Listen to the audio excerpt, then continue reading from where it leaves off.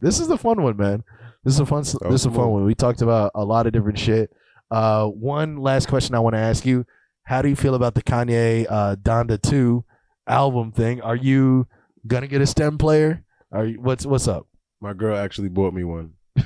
That's how I know she loves you. She spent $200 on that shit. She bought it, and I don't even think it even dropped yet. No, and I mean he's gonna have one due date, not drop it. Have another one, not drop it. Have another one, not drop it, and then he's gonna release it on Spotify. Hey man, I'm watching. Yeah, it's entertaining. I'm watching the show. It's crazy. The documentary, I think part 2 just came out today. So it came out today. Yeah. Okay, so I seen the first one? Watch it. Yeah, I seen the first one. Part 2 is out, and I think part 3 next Wednesday. How do you feel about it? How do you like it? I like it. It's inspirational. I heard it's not as true to context as it's portraying. Really? Like I seen something like when he went to the office. So like people that actually worked in the office at the time, they like, you familiar with Wayno? Yeah. So Wayno, he commented on like, he was like, yo, the context of this, him playing this song in the office is like he's come with a camera crew like 10 times and played this song like 10 times. So how can you be excited about this? I get that, and I did read that thread, but I also think that they were kind of covering their ass for not giving a shit about him at the time. Like he probably did do that a bunch of times, but with different songs.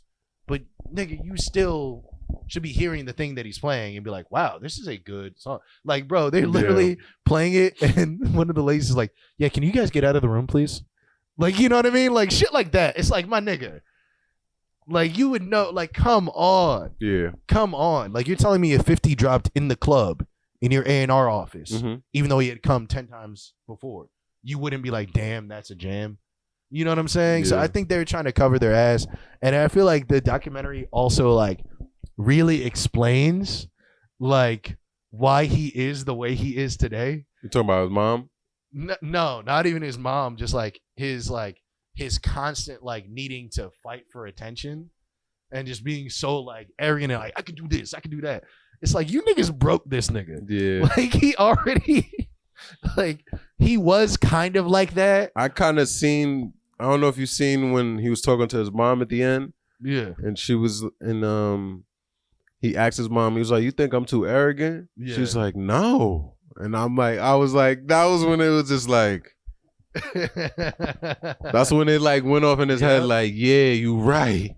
Yeah. And he just never like, he was like, yo, my mom said I wasn't arrogant. Like, but you heard what she said though. She was like, I don't think you are, but like you gotta, I think some people might take it that way, but that's what happens when a star is a star. And I think she is right. And it's like people took it that way and also just didn't want to give him anything because of where we were in that music era. Of like, nah, bro, we're doing hood shit or straight up like 5%er shit. And he was kind of in between. Like he had more of the backpacker shit, but he was also into high fashion, so that was different. And it was just, people just didn't know where to put him, and so they just kind of threw him to the side. I think for a long time he had to deal with that, even when he released the albums and started getting more famous. Like Kanye really, let's call a spade, Kanye really didn't blow up until Graduation. He really didn't have like massive mainstream appeal until his third album. That's why I can't tell me nothing, right? You can't tell me nothing. Yeah. Because I remember being in middle school and all that shit in early high school, man. And all my friends thinking he was Dropout corny. Being good though. Yeah, he wasn't big. It was good. I guess he didn't have the big song. Right? That's all I'm saying. Like I thought he was great. I feel like he started to get, when he started doing like features and shit. Right? Like he, after that third album, like, that's when he started doing the features. Like Carrie Hilson feature, like the fucking John Legend. Exactly. And then other, like, I don't know, just like, I just had too many, like friends and like family members who were either into Southern shit or they're into 50 Cent.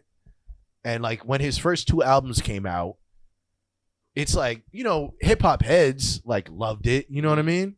But like a lot of people were just like, like it's good, but whatever. Yeah. And then once he started doing shit with Wayne and just really like, that third album, like doing shit with Jeezy, like that's when he became like superstar Kanye West. Yeah.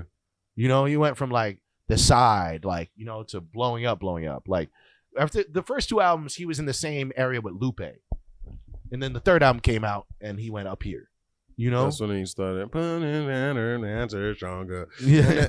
Yeah. It's like, Graduation classic. That put 3 that of those nigga albums. everywhere. Even 808s. And then he did My Twisted Dark. Yep. That was a fucking 808 is a great album, and I feel like people only recognize that album now for how good it is, but it was ahead of its time. So ahead of its time. It was too early. And so many rappers I think that are huge now listened to that album and took so much from it. You know? Like that was an album where I was like, I hear Travis Scott in that album a lot. Oh my God. You hear Travis Scott. You can definitely hear a lot of Drake in that fucking thing, man. He literally rapped on Say You Will. Yeah, exactly. Like, bro, there's just so many of them, man. Even like people like fucking like Lil Yachty or fucking Juice WRLD. Like, that's so much of Juice WRLD. Like, Lucid Dreams with Juice WRLD, I feel like could almost come from like 808 in a way. You know what I mean? There's just so much of that shit in there, man. And so I understand, like, listen, he's crazy, whatever. But, he has some points, and I understand why that nigga's bitter. And I understand why he's like, can't nobody tell me shit. Yeah. Fuck this, fuck that. I do whatever I want. Fuck all you people. Like, that's how you get, man. You either, what is that that Batman shit, It's like you either die the hero or live long enough to see yourself become the villain. Yeah, facts. Where it's like this nigga was the underdog, and then he got everything, and now he's at such a level where he can't really lose, and now this nigga's just losing his mind. Like, that nigga just missed his mom, man. Honestly, yeah, I think so too. You do see the relationship, and you're like, wow. Like if she was still here, she was literally like his rock. I don't know. Yeah, it was like, and then he traded her in for Kim Kardashian. The last thing, she's like, I like that chain, Kanye. Yeah, where am I? I know, for real, man. It's a great documentary, though. Great documentary. 2 more episodes. I can't wait to see. Yeah, can't wait to see it.